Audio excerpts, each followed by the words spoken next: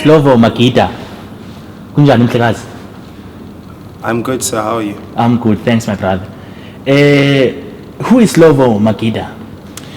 Slovo is a young man from Cape Town, Khayelitsha to be specific. Someone who loves music and someone who enjoys the arts. You know. And Slovo is a lovely person, even if he may say so himself. Yeah. And he tries to be what he can, be best at. So this is Slovo. Okay.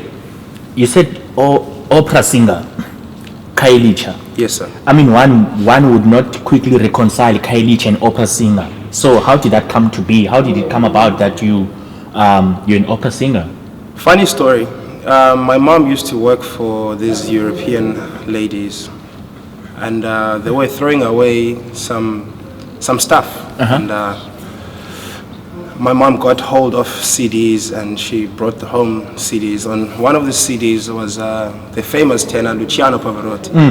And at the time I was tender age. I was only 4 years old, and I listened to this music, and I fell in love with it instantly. And I couldn't understand really why I fell in love with the music.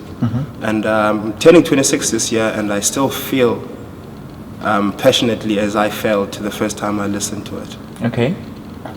So apart from Luciano Pavarotti, Yes. have you any other artist in this field who has influenced you to become the person that you are now, who has fell in love with opera?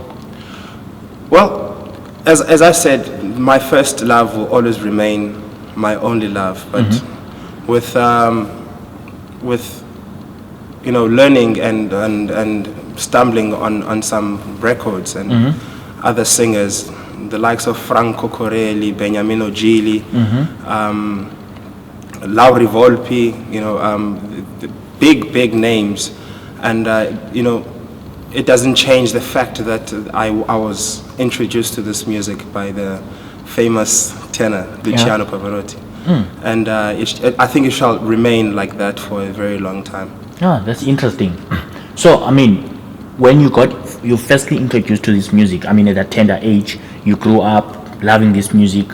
Did you get any formal training, or how did then you nurture this talent? So Or the passion? after my mother perished, I got taken into one of the few prestigious schools in South Africa, and I happened to study agriculture there. And it was not a school that had music. My first formally training happened when I was enrolled in UCT. I think I was the age of 19.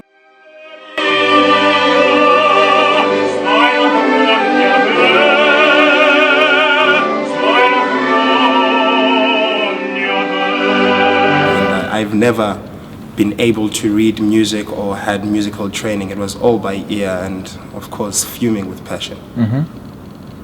Okay. So okay. So that's where you got your formal training and better understanding to what opera is. But how has it impacted your life personally?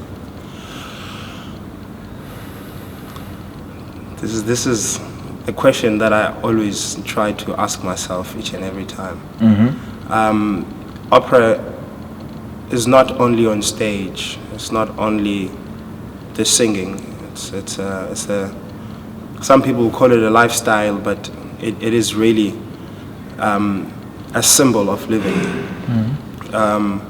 So it has impacted me in ways that when I tend to translate what's written on the script, for instance, a song, and I translate it to English, I tend to realize that opera has a magnitude amount of philosophy in it as well, and it's very political as well, of which in the current state that we are living in, these are the mediums that we have to conform to, and you must understand if why you're feeling the way you are feeling.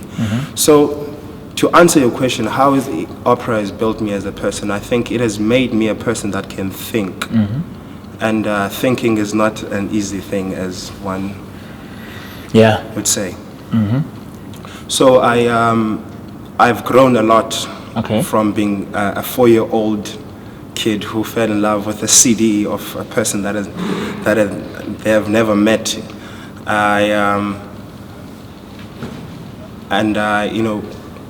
There's a transgression. When you learn new music, you kind of take it into reality and put it into the current state of life of being that you are in.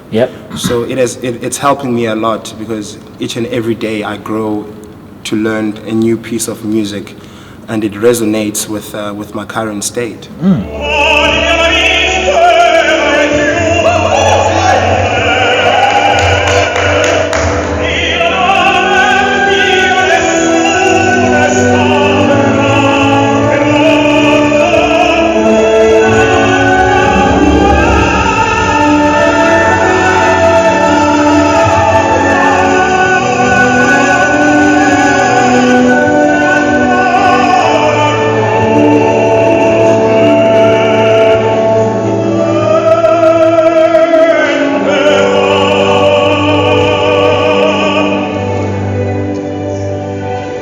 Interesting. You also mentioned that, these ladies, they threw away the CDs. That's how you got introduced to opera. Yes, sir. Someone's trash or debt became a treasure to you, something that actually unleashed a potential that you have. Yes, sir. And I suppose this talks against to the contradictions of life and what you've just mentioned, yes, about how you've been grown by opera. You are here now, and what's the next step? What's happening with Slovo? What are your plans going forward with your music, and how do you think your music can somehow change the state of affairs that you keep on referring to? Do you think it has any, because you spoke about the magnitude of opera, and you also mentioned the political state of affairs and everything, and how political is opera.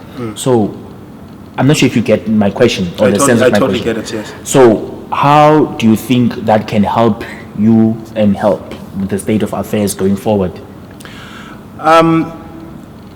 Going forward, to answer the question first about going forward, then I'll come back to how it can shape the political state.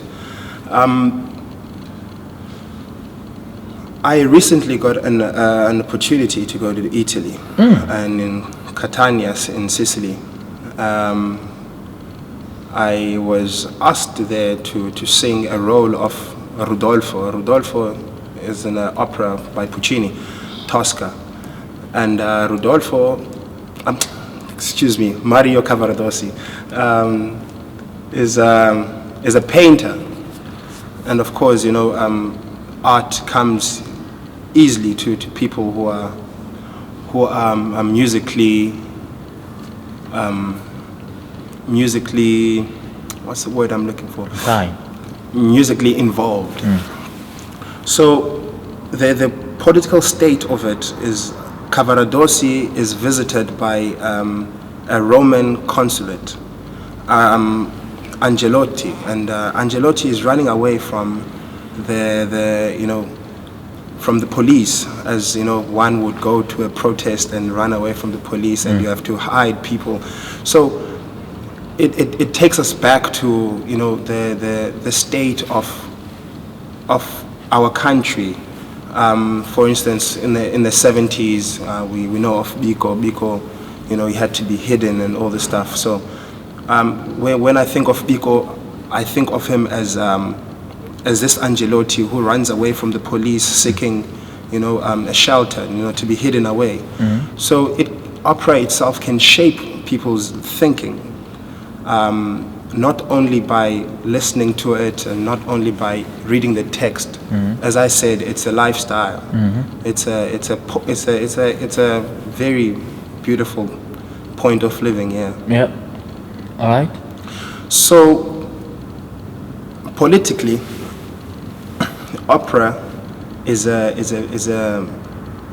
tool that I think, I personally, that if we could introduce it to young kids at a very young age, they would understand the general world outside, because by seeing people outside, it's an art form. It's an opera itself.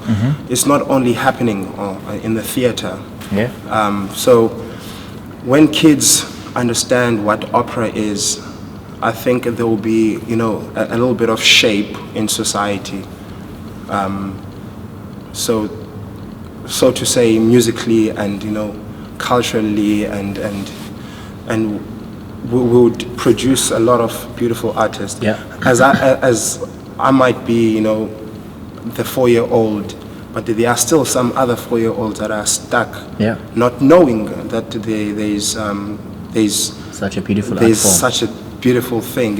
You get trapped, and people tell you that you are singing in tongues. You don't even understand what you are singing. Yeah. And if you ask anyone what opera, or when they sing opera, what the song they're singing is all about, they would simply tell you, it's all about love. No, it's not love. There's so much Opera more. is opera is tragedy. So much Yes. more. Yes. Okay, that's.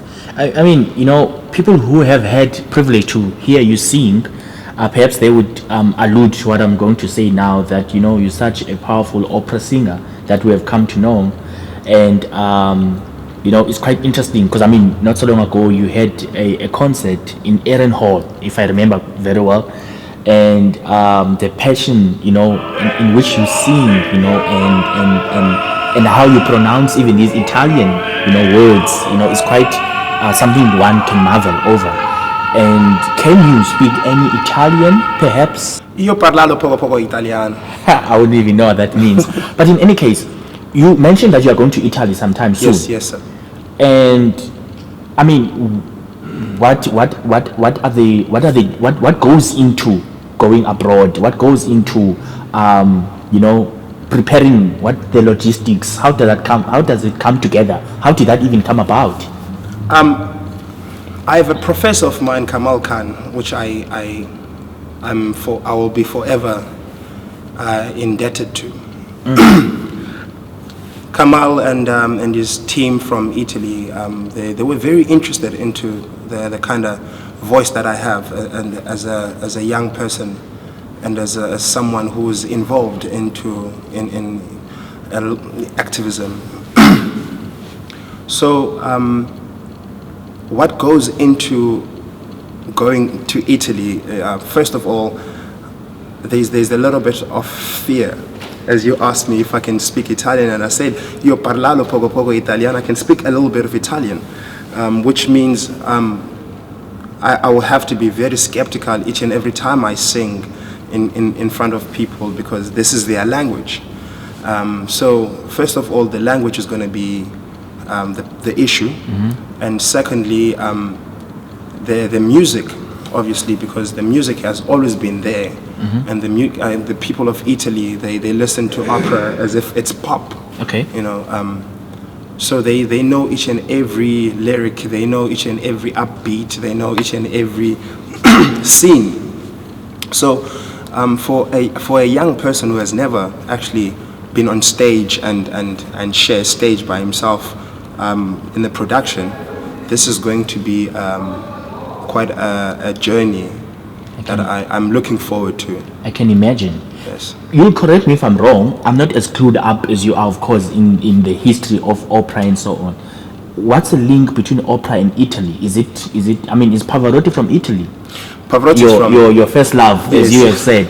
So I can imagine what it means for you to go to Italy, the home of your very, at 4. Yes, you yes. knew this guy from 4. Yes.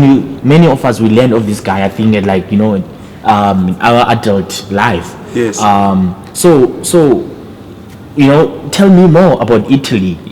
The home of opera, perhaps. Where your very first love, as I said, is coming from. So this trip, what it means to you? So this is the first thing to happen to my life. It's a big jump. It's a step going forward. I would like to claim and say I can see the light at the end of a tunnel.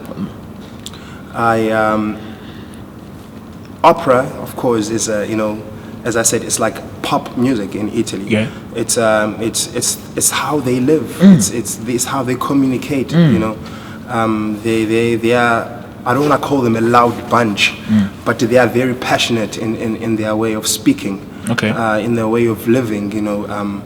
They are they are beautiful people. If they don't like you, they tell you straight on that they don't like you. But as I'm hoping that I'll be producing something very beautiful and close to home of my my First favorite love. my favorite That's tenor, how my you first put it. love. First Yes, love. my first love. Interesting. So, as a young South African from Khayelitsha, Yes. black, who is singing this music that may be deemed as a foreign, what are the challenges? What challenges do you encounter? What often becomes an impediment to be where Slovo perhaps would like to see himself in 5 years' time, in 10 years' time? Where do you see yourself? This is quite a loaded question. But what are the challenges, and where does Slovo sees himself in 5 years' time? This is a wonderful question, and I hope I can answer it honestly. First of all, opera is, as I've said, is a political tool, especially in Italy. And if we look at one of my favorite composers, Verdi, his name, 5 letters, Verdi. When the World War things were happening, Italians were not allowed to have a political Position. view or a position. Yes, just like we here in South Africa didn't have for a very long time. So Italians, they used the name of Verdi, Viva Emanuele Regno d'Italia, which means Italy will never be freed until Emmanuel comes back. So they used a name of a composer to better their political stances, and as a black person going to Italy and finding that each and every role it's actually pigmented. It's the Mario Cavaradosis, the Rudolfos, there's a lot of skin color problems. If you are black, and yes, you might have the beautiful voice, but if you are black, you'll be casted as maybe Othello, because Othello is a black person. These things are already been questioned by the industry itself. So in 5 years' time, I would like to see myself breaking away from the yoke of the stereotype, and if I can perhaps be given a fair chance as an opera singer, and not as a black opera singer, even though it will always remain so. But I would like to portray the roles that are given to me in the way that reality has hit me as a black person. That's quite a mouthful. You've touched on the oppression, the history, and so on. There's so much, and it's something that everyone, I think, yearns for, where you want to be seen for the potential or the talent that is in you beyond being, this is a black opera singer, this is Slovo, the opera singer. Yes. So in a nutshell, that's how you would like to be known more than anything. Slovo, The opera singer. The opera singer. Yes, sir. Not Slovo, the black opera No, singer. no. You know. So my brother, I think what beyond the skin color and everything else, what are the challenges? Like, I mean, South Africa, where opera is not as big as in Italy, of Yes. course. So what are often the challenges in putting together concert in fundraising, all those kind of things? I mean, where are you in that regard? So basically, as I've said, opera has not fully yet been digested by the general public. And when I say the general public, I mean black people. It's kind of difficult to even find a CD or a mere song. You can't even find Mozart's songs in black people's phones anymore. So there has to be that culture of understanding that classical music doesn't really mean you need to have class, as in classical. It only means that we must open our minds and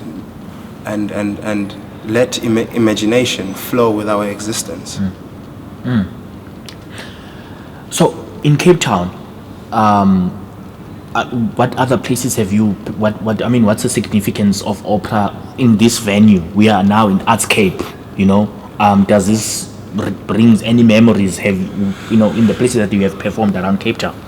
I've been here for a number of years. I started singing here, I think I was 13. Came here to sing as a kid when I was 13. But in truth, that didn't mean anything. It only meant something when I was enrolled in UCT and I was coming to perform, for a year mark, whatever.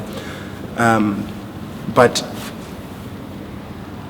I've never actually shared a stage by myself in this venue. Whereas, as you've mentioned, Erin Hall. Yeah. I've been to Erin Hall. It's a beautiful venue. Yeah.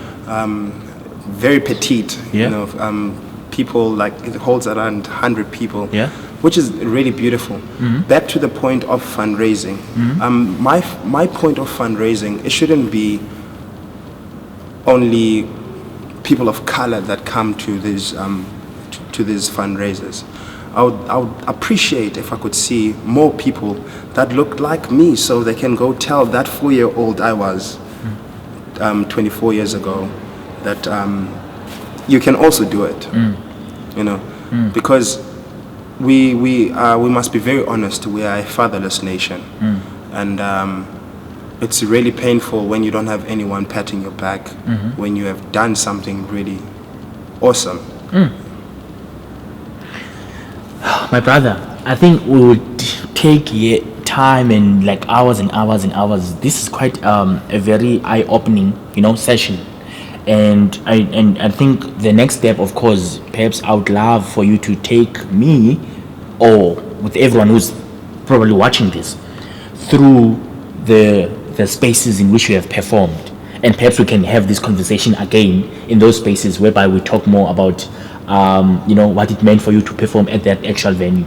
And of course, one of the reasons we would have this interview here right now, or rather this conversation, is because I know, when we spoke, you said what Artscape means to you, what it meant to you, and how it made you come alive as a performer. And I believe many performers would also share the same experience. And so this is my way of saying thank you very much for your time, and we are going to do this again. Thank you very much, sir. Thank you very much. So do you have anything else to say? Well, or maybe sing or whatever, There's a song that I always appreciate, and perhaps it is a song that when people really listen to it, they'll find it in other archives, and they will see it in many other places. Yeah. This is Vagaluna. Okay. Vagaluna Kena Jenti, it means the pretty moon who shines. written by Bellini. I'll sing maybe just a segment of Yes, please do. Vaga luna che in argenti queste rive, queste fiori, ed inspiri agli elementi il linguaggio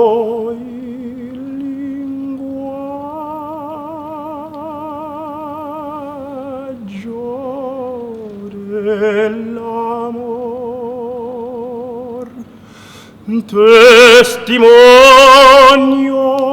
sei tu sola del mio fervido desiderio.